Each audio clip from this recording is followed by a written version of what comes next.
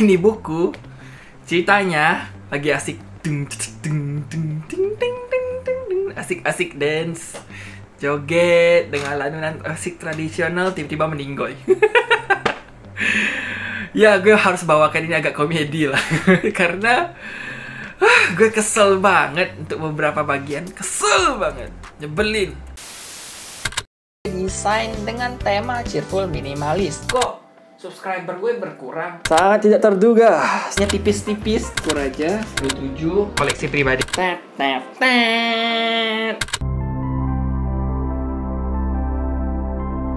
Halo lovers, balik lagi bersama gue Rio. Dan di video kali ini akan gue bahas itu adalah ini, Gending Pencabut Nyawa, yang ditulis oleh Dio Seta, terbitan Gagas Media ya.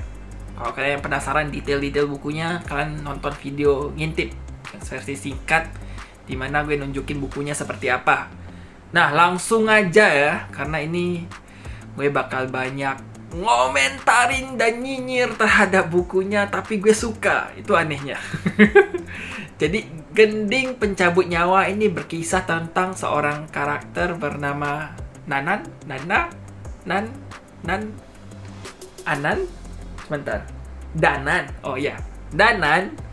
yang mengalami fenomena aneh. Jadi peristiwa aneh gitulah, dimana dia mendaki gunung berapi, mengalami kecelakaan jatuh dari jurang, tiba-tiba terbangun di sebuah desa yang bernama Lindualit, dan dia diselamatkan oleh warga desa. Dia berpisah, tapi setelah berpisahan tersebut, setelah beberapa waktu, dia memperoleh kabar kalau desa tersebut dikutuk, semacam kutukan supranatural, di mana nantinya setiap kayak malam purnama, warga akan mendengar semacam nyanyian dan alunan gending atau tabuhan gending gitu, dan gong, dan warga yang mendengar dan terhipnotis akan menari kesetanan hingga meninggal masuk ke hutan gitu lebih kayak gitulah.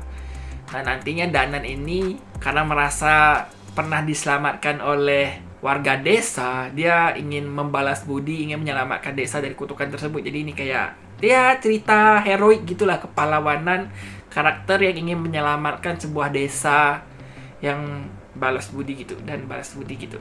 Ya, kurang lebih kayak gitu. Harusnya.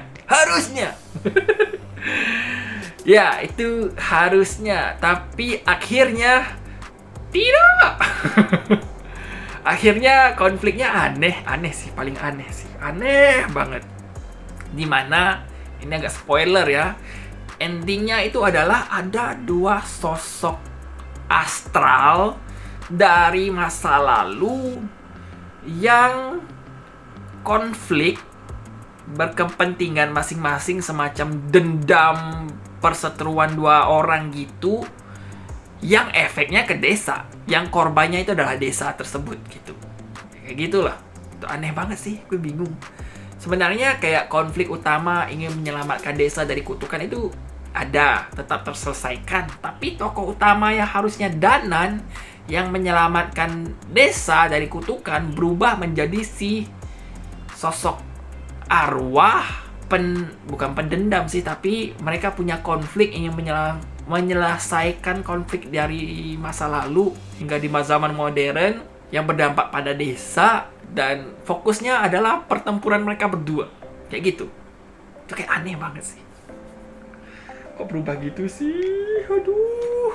Terus di awal-awal nih udah dibuka dengan kalimat dan narasi yang gak masuk akal.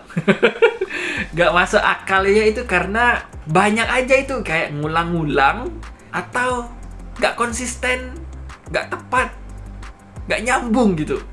Aneh banget. Misal ada karakter bernama Laksmi. Laksmi ini pamit kepada ibunya. Dia berkata gini, "Bu, aku pergi mencuci baju di sungai ya." Nah, itu kayak kalimat lanjutannya itu adalah ucap Laksmi meminta izin kepada ibunya untuk mencuci baju. Jadi kayak, loh, dia udah ada dialognya, tapi narasi dan deskripsinya kok sama gitu, ngulang lagi gitu. Kenapa nggak diubah sih, diedit sih? editor, penulis dan editor, hey. Ada juga balasannya kayak oh ya nak, hati-hati ya, jangan lama-lama. Itu balasan ibunya. Jadi kayak ucap ibu atau balas ibu ke Lasmi agar tidak berlama-lama. Ya, pembaca udah tahu kan ada dialognya. Kenapa dijelasin lagi dalam narasinya? Terus ada lagi, contoh lagi. Gue lupa karakter satu lagi yang cewek itu namanya apa ya? Sekar. Oh ya, Sekar mengintip dari balik tirai di rumahnya gitulah. Tirai yang sudah ditutup oleh ibunya sejak maghrib. Dan penduduk desa sejak maghrib mengurung diri di rumah karena takut terhadap kutukan yang muncul di desa tersebut. Paragraf lain atau paragraf lanjutan itu adalah kami berkumpul di mulut hutan dan berdoa. Paragraf lanjutannya itu tanya Sekar ke Bu siapa gitu, tetangganya yang hadir di sana. Jadi kayak seolah-olah Sekar di rumah teriak ke ibu tetangganya, "Bu, itu dukunnya ya?" yang akan menyelesaikan masalah. Terus jaraknya itu kayak rumah ke hutan. Gak jelas. Gue gak tahu antara Sekar ikut hadir di mulut hutan ingin menyaksikan dukun yang ingin mengusir setan, jin, dan kutukan, atau Sekar ngintip dan gosip bersama tetangganya di rumahnya. Itu kayak, kok bukannya masing-masing rumah, kok tetangganya bisa ada di sebelahnya? Atau kok bisa dia teriak dan bertanya ke tetangganya yang hadir di mulut. Gak jelas lah. Gak jelas banget. Bolak-balik, ketukar-tukar, gak beraturan, gak konsisten, kayak gitu-gitu. Tuh tulisannya beberapa bagian itu nyebelin banget. Padahal ceritanya seru, gue akui seru banget. Kalau aja dieksplor lebih baik lagi, diulik lagi. Ada bagian juga di mana kayak ceritanya flashback ke masa lalu, memperlihatkan kisah hidup Lasmi di desa Lindualit bersama warganya yang terkena kutukan gitu lah, sebelum hingga terkena kutukan gitu. Jadi kayak kejadian Lasmi mengalami apa dan sebagainya, penduduknya melakukan apa dan sebagainya, diceritakan tuh. Kayak penyebab awal kutukan dan perilaku atau sifat dari penduduknya, ada orang-orang jahatnya, ada orang-orang yang hanya berdiam menyaksikan dan sebagainya, dijelaskan gitu di flashback ke masa lalu, kilas balik gitu. Tapi pendek banget, dikit banget. Itulah. Terus tiba-tiba muncul kisah cinta antara Danan dan Lasmi. Aneh. Mereka cuma ketemu sekali karena Lasmi menyelamatkan Danan gitu. Setelah Danan kecelakaan pendakian Gunung Merapi, mereka ketemu sekali dua kali lah, karena Danan menginap di desa tersebut beberapa hari, sempat ketemu gitu. Terus tiba-tiba di ending mereka romantis, cinta, kayak couple yang udah menjalin hubungan lama. Aneh. Terus ada disebut-sebut tentang kejadian apa gitu, gue lupa. Ada karakter entah jin, entah dukun, entah setan, dan Danan ini mengalami kejadian peristiwa yang mengancam nyawa atau kejadian heboh gitu. Dia selalu mengulang-ulang, apakah nanti ini akan seperti kejadian itu? Apakah ini akan seperti kejadian itu? Selalu disebut-sebut, tapi gak pernah diceritakan kejadian itunya itu apa itu. Itu apa? Nyebelin banget. Ini salah satu buku seru yang nyebelin yang pernah gue baca sih. Bagus, seru, gue suka banget.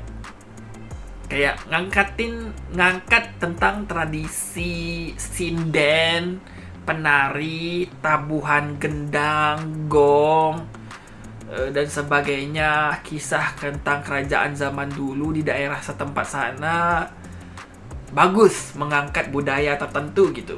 Itu poin yang gue suka juga di buku ini. Cuman penceritanya kurang lengkap gitu. masih banyak bolong sana, bolong sini, kurang, maksudnya masih kurang siap untuk diterbitkan. Maksa banget gitu untuk diterbitkan secepatnya gitu, kesannya gitu. Banyak cerita yang bolongnya. Itu juga menjadi faktor kenapa halaman cerita novel ini hanya 150-an gitu. Pendek banget. Novela ya, bukan novel kali. Pendek banget. Gue punya banyak pertanyaan tentang buku ini. Tapi gue rekomendasikan karena ceritanya seru. Seru banget.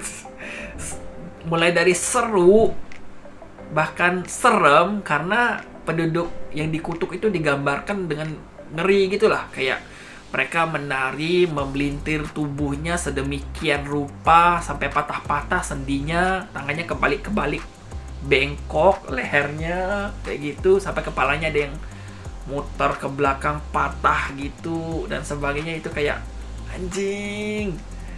Itu salah satu faktor seremnya. Cuman makin ke belakang tuh kok ini dua arwah penasaran bertempur ala-ala Avengers, atau kayak pertempuran Naruto dan Sasuke. Kayak mereka punya dua orang tokoh ini punya konflik dan mereka bertempur di akhir. Kok aneh. Dari awalnya seru ke aneh gitu. Gue bingung mau muji atau mau nyinyir buku ini. Apakah gue menikmatinya? Iya. Tapi apakah gue salut dengan cara penulisan dan sebagainya? Minus banget malah. Bingung jadinya. Ya gitulah. Coba kalian baca. Menjadi pengalaman unik lah buat kalian sesekali baca buku yang kayak gini. Buku-buku yang nanggung gitu loh. Yang kayaknya ngejar target, harus terbit nih, harus segera terbit. Ya udahlah, 150 halaman gitu, oke lah. tanpa dijelaskan lebih banyak lagi tentang karakter, cerita, hubungan, latar dan sebagainya yang lebih detail gitu, kurang banget. Banyak minusnya. Itu dia review gue untuk buku ini, Gending Pencabut Nyawa oleh Dio Seta. Sampai ketemu di video gue berikutnya. Bye.